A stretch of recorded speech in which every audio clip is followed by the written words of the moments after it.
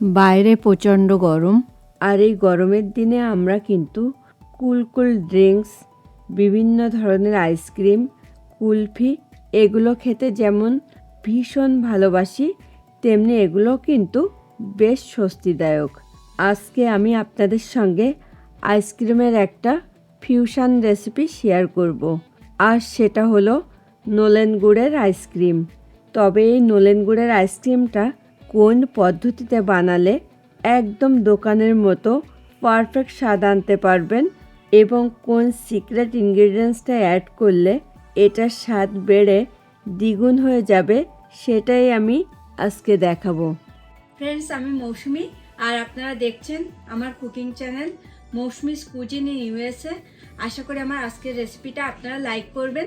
So please stay tune.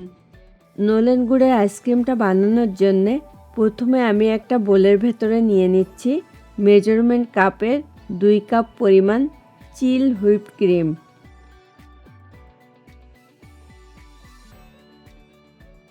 এই পর্যায়ে আমি একটা ইলেকট্রিক হ্যান্ড বিটার দিয়ে এটাকে ততক্ষণ পর্যন্ত বিট করব যতক্ষণ না এটা পারফেক্ট থিকনেসে চলে আসছে। আর খেয়াল রাখবেন হুইপ ক্রিমটা যেন মাস্ট চিল হয়, তা না হলে কিন্তু এটা ফোমে পরিণত হবে না। তাই যদি দরকার হয় সেই ক্ষেত্রে আইসক্রিমটা বানানোর 10 মিনিট আগে হুইপ ক্রিমটাকে ডিপ ফ্রিজে রেখে দিতে হবে। আরেকটা কথা, হুইপ ক্রিমটা যাতে ওভারবিট না হয়ে যায় সেই দিকটাও কিন্তু একটু খেয়াল রাখতে হবে, কেননা হুইপ ক্রিমটা ওভারবিট হয়ে গেলে কিন্তু বাটারে পরিণত হয়ে যাবে। আর এইসব ছোট ছোট টিপসগুলো ফলো করে বানালে কিন্তু একদম দোকানের মতো পারফেক্ট নলেন গুড়ের আইসক্রিমটা খুব সহজেই বাড়িতে বানিয়ে ফেলতে পারবেন। কি করে বুঝবেন যে এটা পারফেক্ট থিকনেসে চলে এসেছে? যখন দেখবেন যে এটা বিটারের গায়ে লেগে থাকছে কিন্তু পড়ে যাচ্ছে না, তখনই বুঝতে হবে যে এটা পারফেক্ট থিকনেসে চলে এসেছে। দেখুন, এটা কিন্তু পারফেক্ট থিকনেসে চলে এসেছে।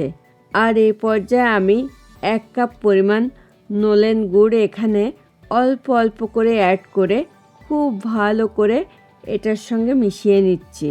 চেষ্টা করবেন এখানে গুড কোয়ালিটির গুড়টা ব্যবহার করার, তাহলেই কিন্তু দোকানের মতো নলেন গুড়ের আইসক্রিমের অরিজিনাল স্বাদটা আনতে পারবেন। যদিও বা এই নলেন গুড়টা একটা উইন্টার বেস আইটেম, তারপরও মডার্ন যুগে কিন্তু এই নলেন গুড়টা স্টোর করে রাখা সম্ভব। তাই আমরা সামারে কিন্তু এই নলেন গুড়ের আইসক্রিমটা বানিয়ে একটা এয়ারটাইট বক্সে ভরে 1 মাস পর্যন্ত স্টোর করে রাখতে পারি।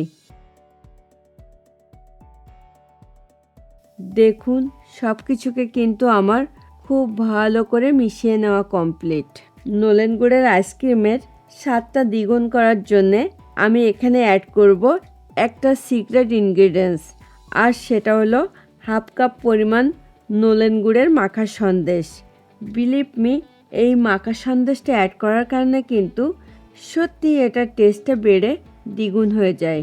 অলরেডি নলেন গুড়ের মাখা সন্দেশের রেসিপিটা কিন্তু আমার চ্যানেলে আপলোড করা আছে, তাই আপনারা চাইলে প্লেলিস্টে একবার চেক করে নিতে পারেন।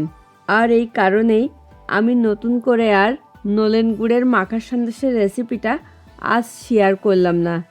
দেখুন, সব কিছুকে কিন্তু আমার খুব ভালো করে মিশিয়ে নেওয়া কমপ্লিট। এখন আমি নেক্সট স্টেপে চলে যাব।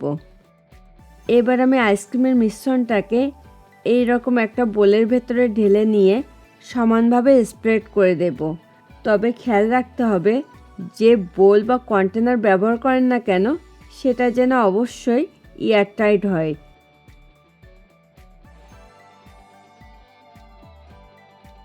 আইসক্রিমটা যাতে দেখতে আরও বেশি সুন্দর লাগে, তার জন্য আমি এখন এটার উপর দিয়ে এভাবে পরিমাণ মতো নলেন গুড়ের মাখা সন্দেশ ছড়িয়ে দিচ্ছি। তবে এটা কিন্তু একেবারেই অপশনাল।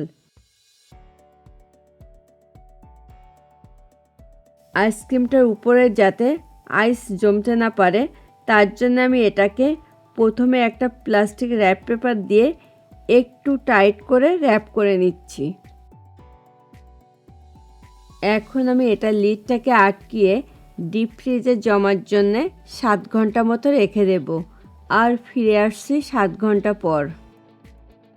ফিরে এলাম 7 ঘন্টা পর। প্রথমে আমি লিড ও র্যাপ পেপারটাকে খুলে নিলাম। দেখুন আইসক্রিমটা কিন্তু খুব সুন্দরভাবে জমে গেছে। এখন আমি এটাকে সার্ভিং ডিশে তুলে নিচ্ছি। তো আমার আজকের এই রেসিপিটা আপনাদের ভালো লাগলে কিন্তু প্লিজ ভিডিওটাতে একটা লাইক করে দেবেন এবং কমেন্ট করে কিন্তু আপনাদের মতামতটা জানাতে অবশ্যই ভুলবেন না। এবার আমি আইসক্রিমটা যাতে দেখতে আরও বেশি সুন্দর লাগে তার জন্য একটু নলেন গুড় দিয়ে এভাবে গার্নিশিং করে নিচ্ছি।